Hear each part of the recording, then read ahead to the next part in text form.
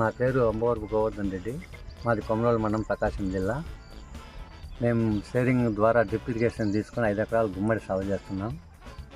Government subsidy రూపంలో 90% సబ్సిడీతో మేము వినియోగించుకుంటున్నాం. నిరంతరం 365 రోజులు పైర్లు పండిస్తాం. డ్రిప్ ఇరిగేషన్ ద్వారా చిన్న కాలువలు మేలు జరిగింది. డ్రిప్ వలన కలిగిన లాభాలు ఏమిటంటే సేద్యం ఖర్చు తగ్గుతుంది, కూలీల ఖర్చు కూడా తగ్గిపోతుంది, నీటి వినియోగం కూడా చాలా ఉపయోగపడుతుంది. మందులు కూడా డ్రిప్ ఇరిగేషన్ ద్వారా ఇవ్వచ్చు. డ్రిప్తో పంపిస్తున్నారా? పైప్ వేయడం ఎలా, దీంతో వేయడం ఎలా? ఇది